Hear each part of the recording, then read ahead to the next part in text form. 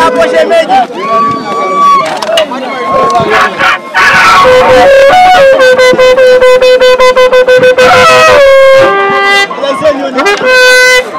Naitwa Elisante Jackson natoka Sambasha. Kwa kweli ili eneo ni sehemu la Masai toka kama wazee wanavyosema hapa mwaka 1774. Hiyo ndio ukweli, wababu zetu walikuja hapa kwa ajili ya marika jinsi tunavyosema. Jinsi inavyoonekana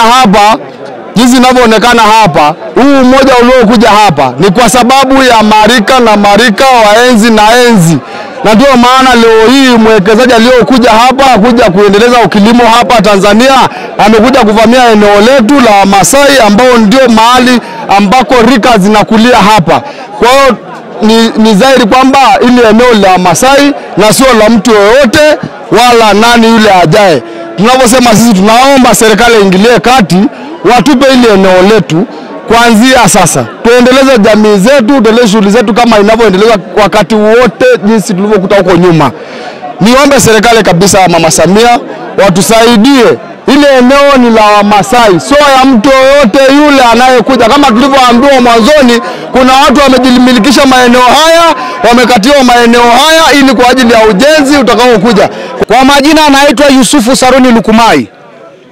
Mimi ni mwenyekiti wa rika mila na desturi. Najumuisha mikoa 5. Hao halaiki unaoona hapa ni wa Masai. Shida ni kwamba eneo lao la historia ya mila na desturi limevamiwa. Limeuzwa kukatakatwa viwanja. Hii LRI imetokana na miti mnazoziona hapa. Sasa kuna mwekezaji mnamjua, sijui anaitwa Burka Estate, Coffee Estate. Sasa aliingilia kuuza kama viwanja. Na hii ni sehemu ya mila na desturi ambao wa Masai ndio sehemu yao ya ikulu ya mafunzo ya jadi. Hapa ndio makao makuu ya mila na desturi ambayo kila rika linapitia hapa. Linapitia kila baada ya miaka 7. Hili pori halijawahi kuguzwa. Na ilianzishwa tangu wa Masai walipoanza mambo ya mila na desturi tohara kwa ajili ya kukuza marika. Wa Masai wanaanzia rika hapa. Enzi ya utotoni wanaanza hapa, wakitoka hapa kuna sehemu nyingine wanaenda. Historia ya wa Masai ziko sehemu 3. LRI ambayo ndio mwanzo wa rika, wakitoka hapa wanaenda Mukula Teunoto. Wakitoka hapo wanakwenda Ndenyor Moru ambayo inapatikana wilaya ya Hai.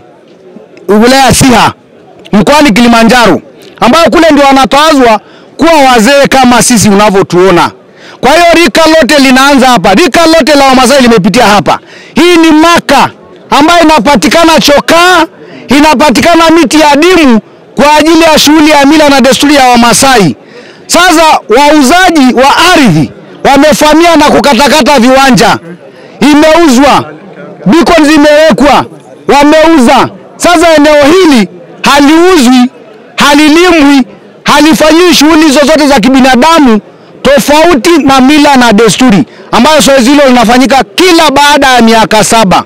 Ndio maana hawa watu naoona, watu naoona wametoka sehemu nyingi ya Tanzania, ni zaidi ya watu milioni 10 hao naoona. Ni zaidi ya watu milioni 10. Hawajajitoshela, hawajaja. Kwa hiyo sehemu hii haiuzwi, haijengwi kwa mtu yoyote, haikatwi miti hizi unazoziona, haiguzwi kukatwa. Tofauti na mtu anayeingia kutoa nyazi tu peke yake. Lakini kusema kwamba kujenga au kufanya shughuli nyingine ya kujenga hairuhusiwi kabisa. Hairuhusiwi kabisa. Na tunataka Rais Samia asikie kwamba Wamasai wamefamiwa sehemu yao ya kuabudia. Hii ni maka, kwa hiyo haiuzwi.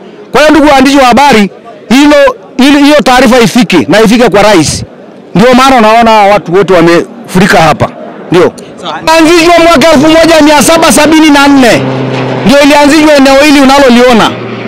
Tangu Wamasai ilipoanza mila na desturi ya Wamasai 1774.